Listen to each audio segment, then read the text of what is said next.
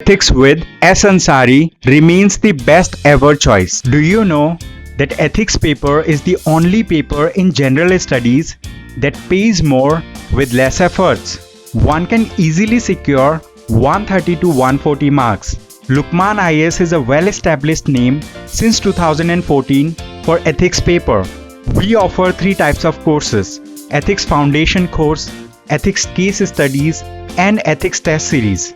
Since 2015, Lukman IAS students have maintained the records of securing the highest marks in this paper.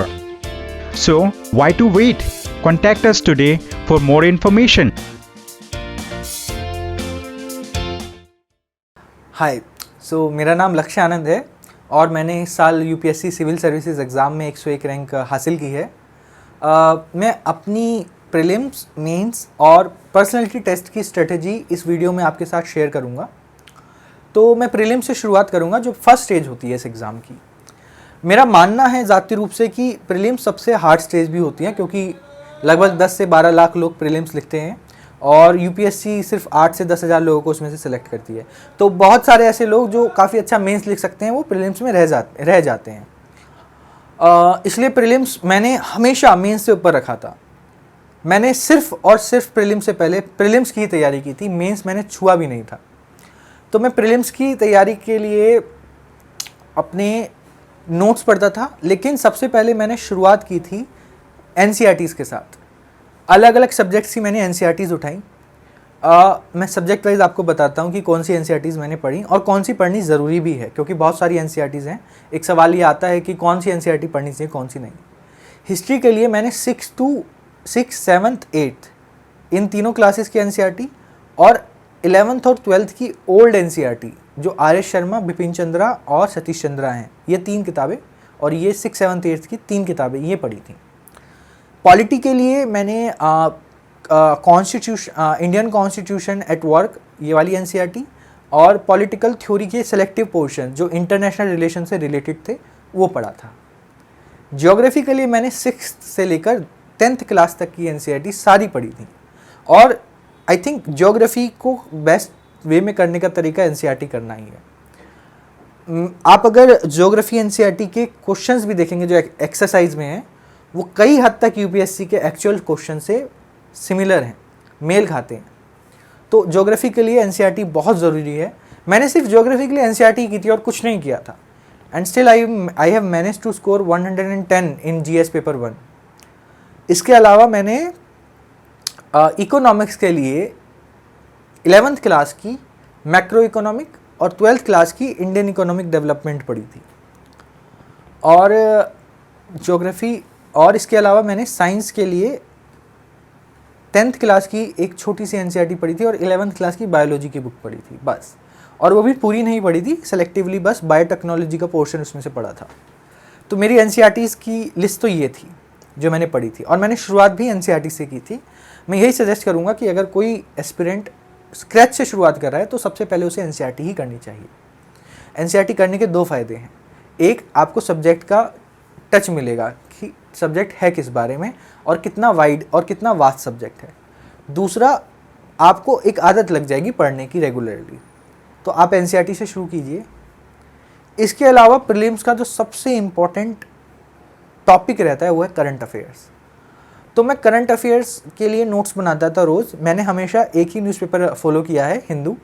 2019 सितंबर में मैंने पहली बार हिंदू पढ़ना शुरू किया था। मुझे याद है मैं पूरा पेपर तो नहीं पढ़ पाता था उस समय, 2.5 घंटा लगता था, क्योंकि मुझे आदत नहीं थी। लेकिन मैं उसमें से नोट्स बनाया करता था। मैंने एक रजिस्टर ले रखा था, उस रजिस्टर को मैंने 6 हिस्सों में डिवाइड कर रखा था सब्जेक्ट वाइज। पहला हिस्सा हिस्ट्री, फिर इंटरनेशनल रिलेशन, फिर साइंस एंड टेक, फिर इन्वायरमेंट, फिर पॉलिटी, फिर इकोनॉमिक्स। तो इस तरह से मैंने उसको डिवाइड कर रखा था, और जिस सब्जेक्ट से रिलेटेड जो भी करंट अफेयर आता था, मैं उसका हेडलाइन डाल के काले पेन से, नीले पेन से उसके बारे में 2-3 पॉइंट लिख लिया करता था। मैंने कोई मैगज़ीन करंट अफेयर के लिए फॉलो नहीं करी किसी कोचिंग इंस्टीट्यूट की। मैंने सिर्फ अपने नोट्स पढ़े थे। मुझे याद है मैंने एक बार एक मैगज़ीन खोल के देखी थी, मगर वो मुझे उतनी अच्छी नहीं लगी, तो मैंने उसके बाद कोई मैगज़ीन नहीं देखी। और मेरे करंट अफेयर के नोट्स में से 7 से 8 सवाल डायरेक्टली आए थे प्रीलिम्स में, जो कि मैगज़ीन में से भी नहीं आए थे। तो मुझे लगता है कि अगर आप करंट अफेयर के नोट्स बनाते हैं, ये आपको निश्चित रूप से फ्रूटफुल साबित होगा, बिकॉज इसके दो फ़ायदे हैं। एक तो आपको ना चीज़ें रिटेन हो जाएंगी अच्छे से अगर आप खुद लिखेंगे।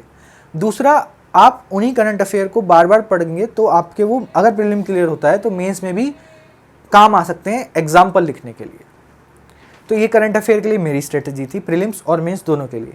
मैं अभी भी रोज़ न्यूज़पेपर पढ़ता हूँ, रोज़ नोट्स बनाता हूँ क्लियर करने के बाद भी, क्योंकि मुझे लगता है कि वो मेरी पर्सनैलिटी के डेवलपमेंट में बहुत हेल्पफुल साबित होते हैं। रही सब्जेक्ट वाइज स्टैंडर्ड बुक्स की बात, तो लोगों का मानना है कि पॉलिटी के लिए लक्ष्मीकांत पढ़ना बहुत ज़रूरी है। सच से कहूँ तो मैंने लक्ष्मीकांत कभी छुई भी नहीं, मैंने नहीं पढ़ी। मैंने पॉलिटी वाजीराम और रवि की येलो बुक मार्केट से ली थी, उसमें से पढ़ी थी। मैंने कोचिंग नहीं ली, मैं अफोर्ड नहीं कर सकता था कोचिंग। लेकिन आप अगर मार्केट में जाएंगे तो आपको सारा मटेरियल मार्केट में अवेलेबल मिल जाएगा। तो मैंने वहाँ से येलो बुक उठाई थी पॉलिटी की, और मैंने सिर्फ वही पढ़ी थी। लेकिन मैंने वो 10 से 12 बार पढ़ी थी, इतनी बार पढ़ी थी कि मुझे वो रट गई थी। और मैं यही कहूँगा कि आप कोई भी सोर्स लें, आप उसको बार बार पढ़ें। आप बहुत सारे सोर्सेज मत लें, आप एक सब्जेक्ट के लिए ज़्यादा से ज़्यादा 2 किताब लें, लेकिन उसको बार बार पढ़ें। ऐसा नहीं कि आप 5-6 किताब ले रहे हैं एक सब्जेक्ट के लिए और उसको सिर्फ 1 बार 2 बार 3 बार पढ़ के छोड़ रहे हैं। ऐसा नहीं किया जाना चाहिए। It is more about revision and less about the knowledge. UPSC आपके ज्ञान को नहीं देख रहा, यूपीएससी आपकी मेंटलिटी को देख रहा है, यूपीएससी आपकी परसिवरेंस को देख रहा है। तो आप उसको बार बार पढ़िए और यकीनन रूप से वो आपको ज़्यादा हेल्पफुल होगा, बजाय इसके कि आप 10 सोर्स ले लें मार्केट से और उनको पढ़ते रहें। ज्योग्राफी के लिए जैसे मैंने बताया, मैंने एनसीईआरटी ही फॉलो की थी, उसके अलावा मैंने कुछ फॉलो नहीं किया था। इकोनॉमिक्स के लिए भी मैंने वाजीराम एंड रवि की येलो बुक ली थी, ऑल्दो उसका सिर्फ एक पार्ट मैंने पढ़ा था, जो पहला पार्ट है, जो थ्योरेटिकल पार्ट है, और वो भी मुझे पूरी तरह से हेल्पफुल नहीं लगा था। सबसे ज़्यादा हेल्पफुल मुझे एनसीईआरटीज़ ही लगी थी, और मैंने एनसीईआरटीज़ करके ही इकोनॉमी तैयार की थी। इसके अलावा मैंने एनसीईआरटीज़ को अपने करंट अफेयर से लिंक करके पढ़ा था, और करंट अफेयर के नोट्स बनाए थे, बजट पढ़ा था, बजट के नोट्स बनाए थे, इकोनॉमिक सर्वे के नोट्स बनाए थे। तो इन सब की वजह से कई सवाल ऐसे थे जो मेरे दिमाग में सेटल हो गए थे, और जो डायरेक्ट रूप से मेंस और प्रीलिम्स दोनों में आए थे। इसके अलावा मैंने इंटरनेशनल रिलेशन के लिए करंट अफेयर ही फॉलो किए थे। International relation, science and technology और इन्वायरमेंट एंड इकोलॉजी, ये 3 ऐसे सब्जेक्ट हैं जिसमें आप सिर्फ करंट अफेयर भी फॉलो करेंगे और आपको बेसिक नॉलेज है अगर इन सब्जेक्ट्स की, तो आप बहुत अच्छा स्कोर कर सकते हैं। मैंने करंट अफेयर ही किए थे क्योंकि मुझे थोड़ी बहुत नॉलेज थी इस सब्जेक्ट के बारे में। रही बात ये कि अगर आपको कुछ नॉलेज नहीं है तो आप एनसीईआरटी से शुरू कर सकते हैं। इंटरनेशनल रिलेशन में एक पॉलिटी की एनसीईआरटी है जो कि ग्लोबल ऑर्डर पे है, वर्ल्ड ऑर्डर पे है। उसमें हिस्ट्री बताई गई है पॉलिटिकल कल्चर की वर्ल्ड में। वो एक बहुत अच्छी एनसीईआरटी है, मैंने वो पढ़ी थी, वो आपको इंटरनेशनल रिलेशन में बहुत मदद करेगा। आर्ट एंड कल्चर एक ऐसा सब्जेक्ट है जिसमें लोग मानते हैं कि नितिन सिंघानिया पढ़ी जानी चाहिए। मैंने नितिन सिंघानिया कभी देखी भी नहीं कैसी होती है। मैंने आर्ट एंड कल्चर के लिए क्लास 11th की एनसीईआरटी पढ़ी थी, आर्ट एंड कल्चर वाली। वो रेड कवर की एक एनसीईआरटी है, बहुत पतली सी बुक है, 80 से 90 पेज की। आप वो पढ़िए, उसमें लगभग सब है जो आपको ज़रूरत होगा। इसके अलावा अगर आप करंट अफेयर के आर्ट एंड कल्चर के नोट्स बना रहे हैं तो यकीनन रूप से आप सवाल को प्रेडिक्ट कर सकते हैं कि क्या सवाल आएगा। मैं 2 एग्जाम्पल देता हूँ। 2017 में यूपीएससी ने मेंस में आर्ट एंड कल्चर में एक सवाल पूछा था चैतन्य महाप्रभु पे। वो इसलिए सवाल पूछा गया था क्योंकि प्रधानमंत्री मोदी जी उस समय चैतन्य महाप्रभु के जन्म स्थान पे गए थे, और इस साल एक ही सवाल आर्ट एंड कल्चर पे आया मेंस में, वो था भक्ति मूवमेंट पे। और वो इसलिए आया क्योंकि 2 नए स्टैचू, एक आदि शंकराचार्य का और एक रामानुजन का, अनवील किया गया है इंडिया में अभी। तो अगर आप करंट अफेयर को पढ़ते हैं तो आपको आर्ट एंड कल्चर और हिस्ट्री का भी बहुत आइडिया लग जाएगा कि किस तरह का क्या सवाल प्रोबेबल है। इसके अलावा मैंने इकोनॉमिक्स, पॉलिटी, ज्योग्राफी, हिस्ट्री के लिए मैंने वाजीराम एंड रवि के येलो बुक्स का इस्तेमाल किया था। लेकिन मेरा मेन सोर्स जो हमेशा से रहा था वो मेरे हिस्ट्री ऑप्शनल के नोट्स रहे थे, जो मैंने अलग अलग सोर्सेज से बनाए थे। तो मैंने हिस्ट्री ऑप्शनल के नोट्स ही हिस्ट्री के GS1 में इस्तेमाल किए थे। थोड़ा बहुत फ्लिप किया था वाजीराम एंड रवि के नोट्स में से, बट मुझे वो इतना हेल्पफुल नहीं लगा। आई थिंक अगर आप हिस्ट्री ऑप्शनल के हैं तो आपको GS1 उसी में से करना चाहिए। अगर आप हिस्ट्री ऑप्शनल से नहीं हैं तो मैं सजेस्ट करूँगा कि आप ओल्ड NCERT अगर कर रहे हैं तो वो मोर देन सफिशेंट होगी। बस एक कंडीशन है कि आप उसको बार बार पढ़ें और तब तक पढ़ें जब तक वो आपको अच्छे से याद ना हो जाए। ये 3 NCERT R S Sharma, Bipin Chandra और सतीश चंद्रा, ये बहुत ज़रूरी हैं। अगर आप ये तीनों को अच्छे से करते हैं तो आप प्रीलिम्स और मेंस दोनों ही अच्छे से कर सकते हैं। तो ये थी मेरी प्रीलिम्स की स्ट्रेटेजी। इसके अलावा मैंने कुछ टेस्ट सीरीज़ ली थी। मैं टेस्ट सीरीज़ अफोर्ड तो कर नहीं सकता था, लेकिन मैं मार्केट से ख़रीद के लाता था टेस्ट, ऑनलाइन भी मिल जाते थे और उनका प्रिंट आउट निकलवा लेता था और टेस्ट दिया करता था। मैंने लगभग 60 से 70 टेस्ट दिए थे प्रीलिम्स से पहले। और मैं ये कहना चाहूँगा कि मेरे बहुत अच्छे स्कोर नहीं आते थे। कई ऐसे लोग हैं जो बहुत डरते हैं जब उनके स्कोर बहुत नीचे गिर जाता है, लेकिन मैं ये कहना चाहूँगा, बीइंग वेरी ऑनेस्ट, मैंने 60 नंबर से शुरू किया था और वो धीरे धीरे 1 महीने बाद मेरे 80 नंबर आए, फिर 90 नंबर आए 1 महीने बाद, फिर 2 महीने बाद मेरे 100 के आसपास घूमने लगे। मेरे प्रीलिम से पहले मेरे 110 से 115 तक नंबर आ रहे थे। तब भी मैं कॉन्फिडेंट नहीं था, क्योंकि मैंने एक टेस्ट दिया था प्रीलिम से 2 दिन पहले जिसमें मेरे 65 नंबर आए थे। तो मेरा मोटिवेशन बहुत नीचे गिर गया था, लेकिन मैंने उसको बिल्कुल अपने दिल पे नहीं लिया। थोड़ा मोमेंटरीली लगा बुरा, लेकिन उसके बाद मैंने उसको भूल गया। और आई थिंक यही आपको करना चाहिए प्रीलिम से पहले। प्रीलिम्स बिल्कुल भी आपकी नॉलेज को टेस्ट नहीं करता। प्रीलिम्स टेस्ट करता है कि आप प्रेशर को कैसे हैंडल कर सकते हैं, और अगर आप नेगेटिव फील कर रहे हैं तो उससे उठ कैसे सकते हैं ऊपर। टॉपर को भी प्रीलिम्स में 100 में से 60 सवाल नहीं आते। वो सिर्फ अपनी बेसिक नॉलेज का इस्तेमाल करके एक कैलकुलेटेड गेस करते हैं, जैसे मैंने भी किए थे।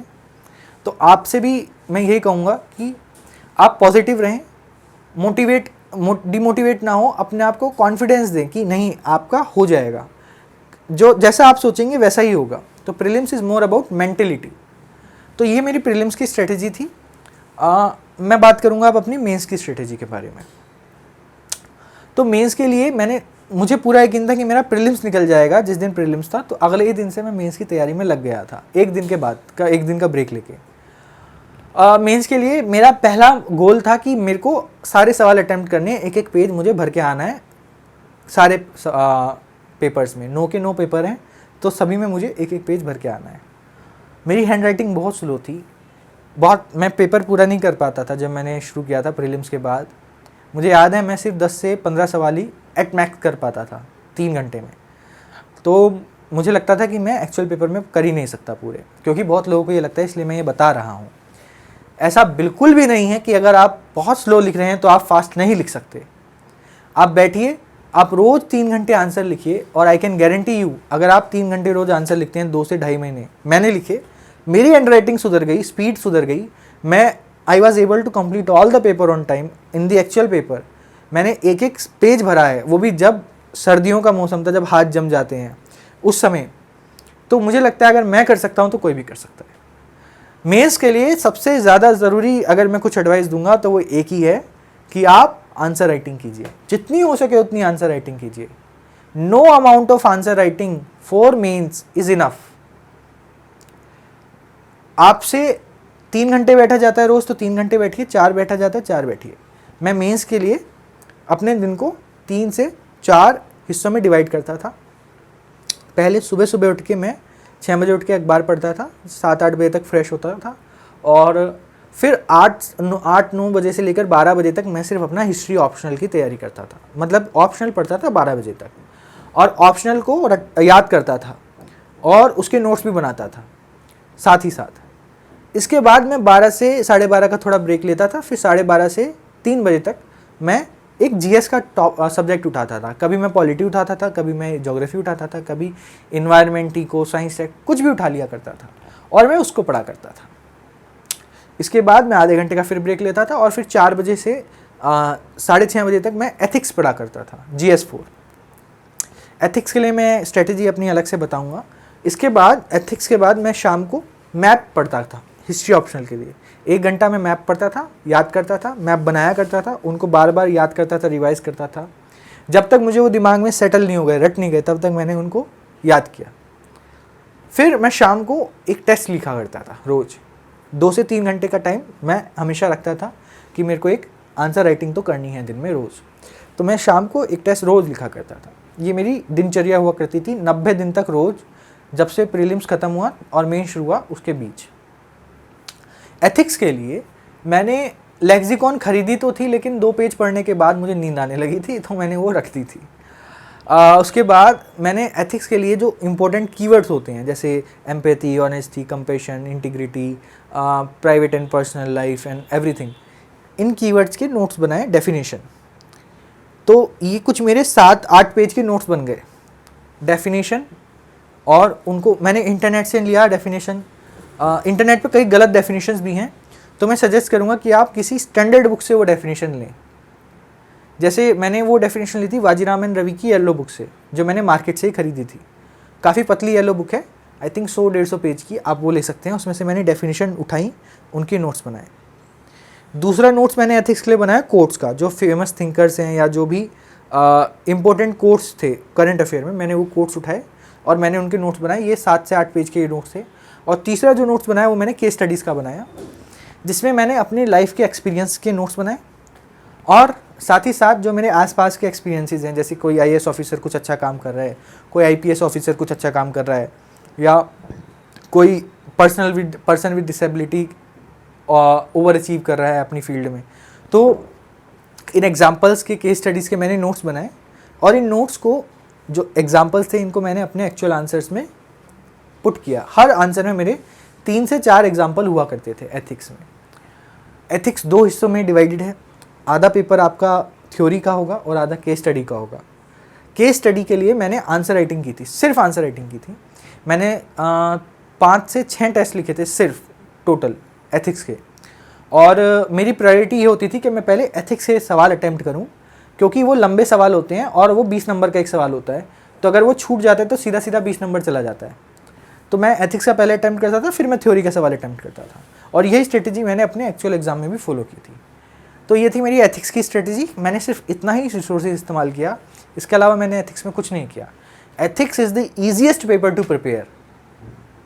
इसके लिए आपको बहुत सारे सोर्सेज नहीं चाहिए, 1-2 सोर्स चाहिए, उन्हीं को बार बार पढ़ना है।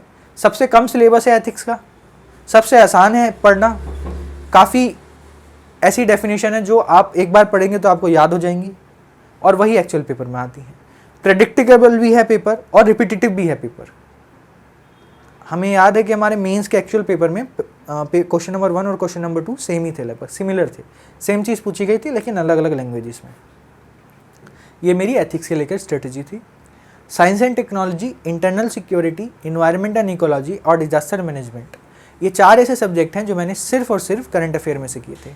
डिजास्टर मैनेजमेंट मैंने NDMA की वेबसाइट पे एक पूरा डॉक्यूमेंट है, नेशनल डिजास्टर मैनेजमेंट पॉलिसी, उसमें से सेलेक्टिवली रीड किया था अलग अलग डिजास्टर्स के बारे में, और उसमें से एक सवाल आ गया था लैंडस्लाइड्स के ऊपर, और वो करंट अफेयर से रिलेटेड आता है। तो केरला में बहुत लैंडस्लाइड हुआ था, तो इसलिए वो आ गया था सवाल।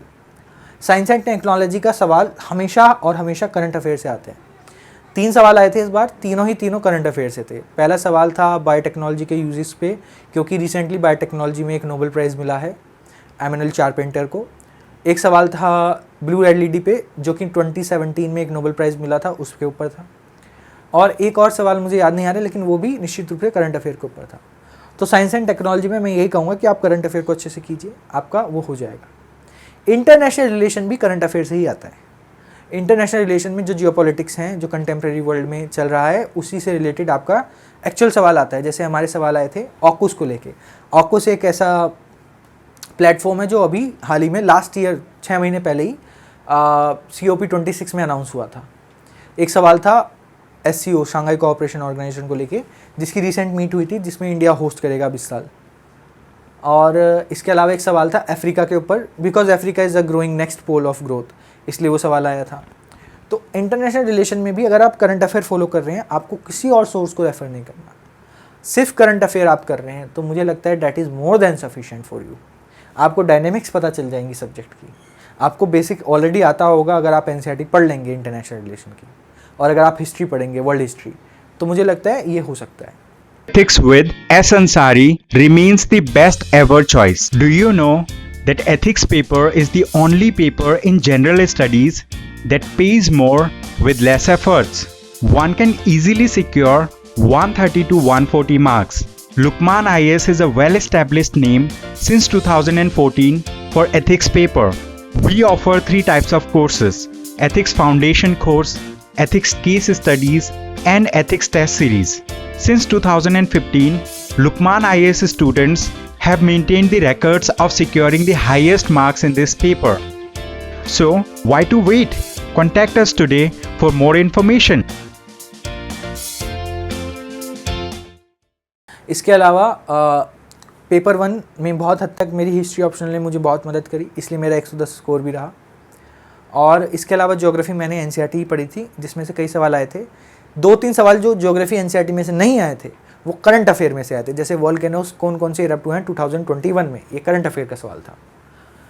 और सोसाइटी के लिए मैंने वाजीराम एंड रवि के सोसाइटी की नोट्स फॉलो किए थे और वो बहुत हेल्पफुल नोट्स थे। इसके अलावा अगर आप पॉलिटी भी पढ़ते हैं तो उसमें भी काफ़ी ओवरलैपिंग पोर्शन सोसाइटी और सोशोलॉजी से है, खासकर जो कॉन्स्टिट्यूशनल और जो सुप्रीम कोर्ट की जजमेंट्स हैं वो, तो मैंने उनका बहुत इस्तेमाल किया था। एसए के लिए मैंने कोई प्रिपरेशन नहीं की थी। एसए मुझे लगता था कि मेरी स्ट्रेंथ है, क्योंकि मैं बचपन से ही लिखने पढ़ने वाला इंसान रहा हूँ, मुझे साहित्य पढ़ने का शौक़ है और मेरे मन में ये भी था कि अगर मैं एसए लिखूँगा तो मेरी ओरिजिनलिटी चली जाएगी। मैं ओरिजिनलिटी मेंटेन रखना चाहता था एक्चुअल पेपर में। मैंने अपना दूसरा एस्से, एक एस्से मैंने पहले लिखा था, मैंने अपना दूसरा एस्से पेपर में ही लिखा था। और क्योंकि फ़िलोसफिकल टॉपिक्स आ रहे हैं तो मैं यही सजेस्ट करूँगा इन फ़िलोसफिकल टॉपिक्स के लिए कि आप एथिक्स को और एस्से की प्रिपरेशन साथ कीजिए। एथिक्स में फ़िलोसफी एक अलग पोर्शन है जिसमें मोरल थिंकर्स और एनलाइटर्स का आपको पढ़ना पड़ता है। अगर आप उनको अच्छे से पढ़ रहे हैं एस्से के साथ मिला के, तो आप बहुत हद तक अच्छा एस्से लिख सकते हैं। आप मूवीज़ और मैगज़ीन्स में से भी एग्जाम्पल्स ले सकते हैं, मैंने भी लिए थे, स्पाइडरमैन, मार्वल की मूवी। तो essay is very creative and very vast ना अपने स्कोप में, तो आप कुछ भी इस्तेमाल कर सकते हैं, अपनी डेली लाइफ के एग्जाम्पल भी आप इस्तेमाल कर सकते हैं। मैंने भी किए थे और at the end of the day it was very fruitful for me. I think अगर आप ये करेंगे तो इससे 2 चीज़ होंगी। एक तो ये कि आप ओरिजिनल होंगे अपने कंटेंट में, आपका जो कंटेंट होगा वो कोई और नहीं लिख सकता बाकी, क्योंकि आप अपनी लाइफ से एग्जांपल लेंगे, आप अपनी मूवीज़ से एग्जांपल लेंगे। दूसरी चीज़ ये होगी कि जो एग्जामिनर होगा वो रिलेट कर सकता है उन चीज़ों के साथ, हाँ, तो उसको एक मज़ा आएगा पढ़ने में शुरू से अंत तक। अगर आप शुरू में इंटरेस्ट बना लेते हैं एग्जामिनर का तो एंड तक वो मेंटेन रहेगा। तो ऐसे के लिए ये मेरी स्ट्रेटजी थी, ये मेरा टोटल मेंस की स्ट्रेटजी थी। इसके अलावा मैंने मेरा पर्सनैलिटी टेस्ट का जो स्ट्रेटजी है मैं वो शेयर करूँगा, क्योंकि हमारा रिज़ल्ट और पर्सनैलिटी टेस्ट में बिल्कुल गैप नहीं रहा था, तो इतना समय हमें नहीं मिल पाया था कि हम पर्सनैलिटी टेस्ट के लिए कुछ पढ़ सकें। और सच कहूँ तो मैंने कुछ भी नहीं पढ़ा था पर्सनैलिटी टेस्ट के लिए, मैं बस, और उस समय मेरे एमए के भी एग्ज़ाम चल रहे थे तो मुझे समय भी नहीं मिला था। मैं बस जो मुझे आता था वही लेके मैं एक्चुअल यूपीएससी इंटरव्यू में अपेयर हुआ था।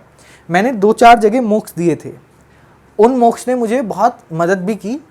एक मॉक ऐसा हुआ था जिसमें मैं डिमोटिवेट हो गया था दृष्टि आईएएस का, तो मैं बिल्कुल रिकमेंड नहीं करूँगा दृष्टि आईएएस का मॉक इंटरव्यू किसी को भी। I think that Drishti IAS में they are taking the mock interview just to make the YouTube videos, और वो ग्रिल करते हैं पूरे पैनल में। एक ब्यूरोक्रेट था आई थिंक, बाकी सब फैकल्टी थे, तो वो उस नज़र से आपसे सवाल नहीं पूछ सकते। लेकिन बाकी जो मॉक इंटरव्यूज़ थे, एक वाजीराव एंड रेड्डी वाला और एक वाजीराम एंड रवि वाला और एक खान स्टडी ग्रुप का, इन तीनों मॉक्स ने मुझे बहुत मदद की, मुझे मेरी कमियों को बताया बहुत अच्छे तरीके से, जिन पे मैंने काम किया। एक तो ये कि आप इंटरव्यू में सुनिए ज़्यादा और बोलिए कम, ठीक है। इंटरव्यू में वो ये नहीं देख रहे कि आपकी नॉलेज कितनी है, उन्होंने आपकी नॉलेज ऑलरेडी प्रीलिम्स और मेंस में चेक कर ली है। इंटरव्यू में वो आपकी पर्सनैलिटी को जज कर रहे हैं, और पर्सनैलिटी के 3-4 ट्रेट्स ऐसे हैं जो आप में होने चाहिए। एक, आप कॉन्फिडेंट के साथ आप रूम में एंटर करें और थ्रू आउट वो कॉन्फिडेंस बना रहे। दूसरा, आप काम रहें, आप प्रेशर होगा आपके ऊपर इंटरव्यू रूम में, they will try to pressurise you also, मगर आपको काम रहना है, आपको झिझक कर कोई ऐसा गलत आंसर नहीं देना जो आपको नहीं आता हो। तीसरा, आप ऑनेस्ट और ईमानदार रहें। आपको कोई आंसर नहीं आता, आप मत दीजिए, आपकी ईमानदारी को वो लोग अप्रिशिएट करेंगे, क्योंकि as a civil servant it is expected from you कि आप ईमानदार रहें। मुझे याद है कि मैं अपने एक्चुअल इंटरव्यू में एक पैनल मेंबर का सिर्फ एक सवाल का जवाब दे पाया था 5-6 सवालों में से, and he was very impressed about that because I was admitting कि मेरे को नहीं आता सर। तो ऑनेस्टी एक ऐसी चीज़ है जो आपको बहुत लंबे दूर तक लेके जाएगी। एक आप इंटरव्यू वाले दिन पॉजिटिविटी के साथ जाइए रूम में। आप ये सोचिए कि आपको सब आता है और जो चीज़ नहीं आता वो आप पैनल मेंबर को भी नहीं आता, because obviously nobody knows everything. आप ये मत सोचिए कि अगर आपको कुछ नहीं आता तो आपसे इंटरव्यू में भी वही पूछा जाएगा। So thank you so much everyone. I hope मेरी स्ट्रेटेजी और मेरा जो एक्सपीरियंस है उन्होंने आपको मदद की होगी। I wish all of you very much success in your future, all the very best. I believe कि अगर मैं ये सब बिना रिसोर्सेज और कोचिंग के कर सकता हूँ तो कोई भी कर सकता है। कभी भी किसी को ये मत कहने दीजिए कि आपके सपने छोटे हैं। आप ठान लिए तो आप कर सकते हैं। अगर आपको अब भी कोई क्वेरीज हैं मेरे से तो आप डीकेटी के माध्यम से मेरे से जुड़ सकते हैं। Thank you so much.